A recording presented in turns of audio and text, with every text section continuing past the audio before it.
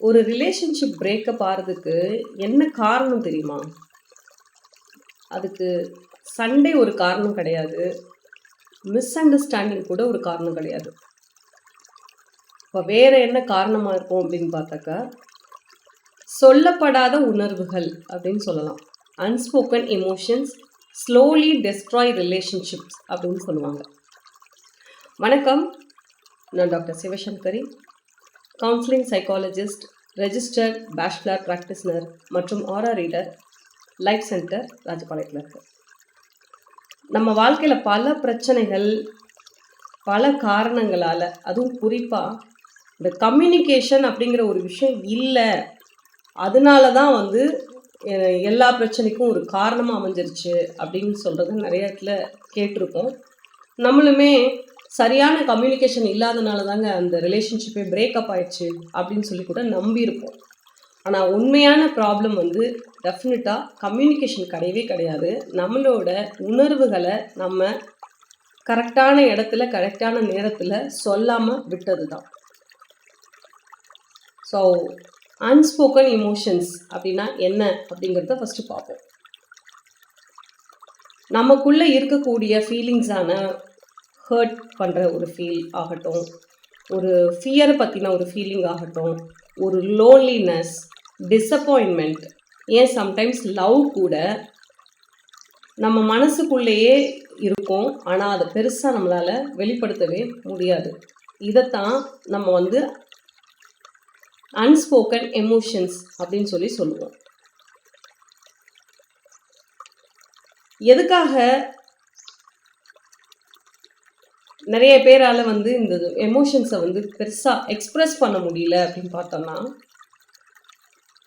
ஒருவேளை நான் இந்த விஷயத்தை பற்றி சொன்னால் அவங்க என்னை பற்றி என்ன நினைப்பாங்க, என்னை பற்றி எப்படி ஜட்ஜ் பண்ணுவாங்க அப்படின்ற ஒரு பயமாக இருக்கலாம்.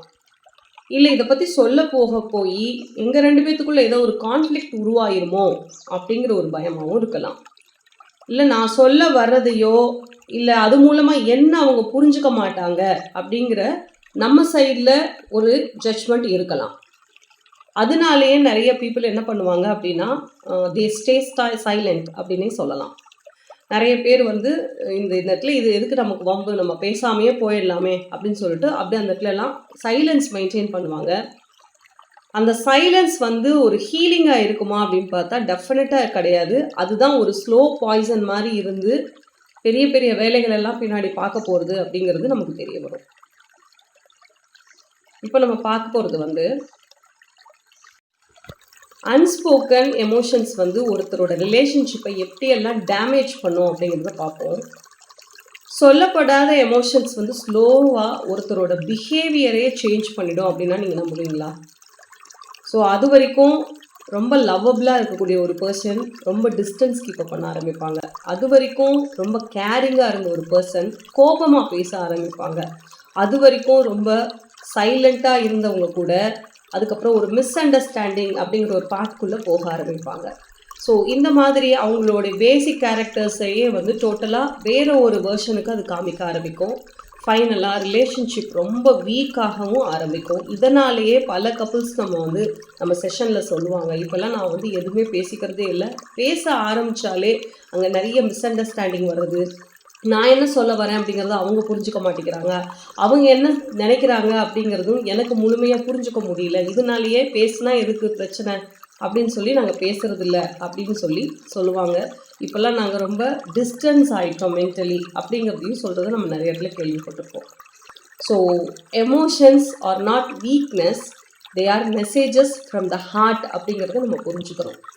ஸோ இதனால் நம்ம செய்ய வேண்டிய முக்கியமான விஷயம் என்னென்னா, ஒரு ரிலேஷன்ஷிப் ஒரு மாதிரி டிஸ்கம்ஃபர்ட் ஆகிற அந்த மொமெண்ட்லேயே நம்ம ஒரு அவேர்னஸை க்ரியேட் பண்ணணும்.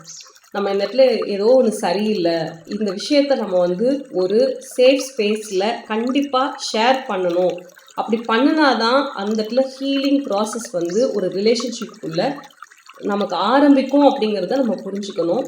ஸோ அதனால் ஒரு பிரச்சனைன்னு வந்தது அப்படின்னா முடிஞ்ச அளவுக்கு ஒரு ஷார்ட் டியூரேஷன்லேயே என்ன பண்ணிடணும் அப்படின்னா அதை பற்றி கொஞ்சம் பேசிடணும். பேசினா அவங்க எப்படி கேட்பாங்களோ எப்படி எடுத்துப்பாங்களோ இப்படி நினச்சிப்பாங்களோ அப்படி எல்லாத்தையும் விட்டுடுங்க. நீங்கள் வந்து பேசாமல் இருந்து பின்னாடி வரக்கூடிய பிரச்சனைகளை எதிர்கொள்கிறதுக்கு பதிலாக நீங்கள் மனசில் இருக்கிற எமோஷன்ஸை வெளிப்படுத்தி வரக்கூடிய பிரச்சனை ஒன்றும் ரொம்ப பெரிய பிரச்சனையாக இருக்கிறதுக்கு வாய்ப்பு கிடையாது. நம்மளோட பயம்தான் நிறைய பெருசாக அந்த ஸ்பேஸை க்ரியேட் பண்ணி ஒரு ஸ்டேஜில் என்ன ஆகிடும் அப்படின்னா அது ஹீல் ஆகிறதுக்கு பதிலாக வேறு கலரில் அது டிரான்ஸ்ஃபார்ம் ஆக ஆரம்பிச்சிடும். ஸோ அப்போது அதோட ரியல் கலர் என்னவா இருந்ததுன்றதே ஒரு காலகட்டத்தில் நம்மளால் கொஞ்சம் கூட புரிஞ்சுக்க முடியாமல் அந்த இடியாப்ப சிக்கல் மாதிரி ஆகிடும். ஸோ அதனால நம்ம என்ன பண்ணணும் அப்படின்னா, ப்ராப்ளம் க்ரியேட் ஆகுதா இம்மிடியட்டாக ரொம்ப டைம் எடுத்துக்காமல் அதை பற்றி உங்களுக்கு அது சார்ந்த என்ன பிரச்சனைகள் இருக்குது அந்த இடத்துலங்கிறத சொல்லி புரிய வைங்க. நீங்கள் சொல்லிட்டாலே உங்களுக்கு அங்கே ஹீலிங் ஸ்டார்ட் ஆகிடும். நீங்கள் சொன்ன 10 வார்த்தையில் எதிரில் இருக்கிறவங்களுக்கு ஏதாவது ஒரு பாயிண்ட் புரிஞ்சால் கூட ஓகே அப்படின்னு சொல்லி இந்த பிரச்சனையோட தீவிரத்தை குறைக்கிறதுக்கு அது உதவும். அதை விட்டுட்டு நம்ம வந்து பேசாமல் போகிறது அப்படிங்கிறது வந்து எந்த விதத்துலேயும் ஹீலிங்க்கு அது வந்து ஒரு பேஸாக இருக்க போகிறதே கிடையாது. அதுக்கு பதிலாக அந்த பிரச்சனையை வேறு சுச்சுவேஷன்ஸ்க்கு ஏற்ற மாதிரி அதை ட்ரான்ஸ்ஃபார்ம் பண்ணிகிட்டே போயிட்டே இருக்கும். ஒரு காலத்தில் ஒரு புள்ளி அளவு இருந்த பிரச்சனை பார்த்திங்கன்னா ஒரு மலை அளவுக்கு பெருசாக தெரியும். ரொம்ப கஷ்டமாக இருக்கும் அதை எரேஸ் பண்ணுறதுக்கு. ஸோ இந்த மாதிரி ரிலேஷன்ஷிப்பில் நம்ம வந்து ரொம்ப சைலண்ட்டாகவும் இருந்து அதே நேரத்தில் ரொம்ப ஹெவியாகவும் ஃபீல் பண்ணுற நேரத்தில் ப்ரொஃபஷ்னல் கைடன்சஸ் எடுத்துக்கிறதும் சரி, இல்லை மலர் மருத்துவம் மாதிரி காம்ப்ளிமெண்ட்ரி தெரப்பீஸ்க்கு நம்ம போகிறதும் சரி, பல விதத்தில் நமக்கு அது சப்போர்ட் பண்ணும்.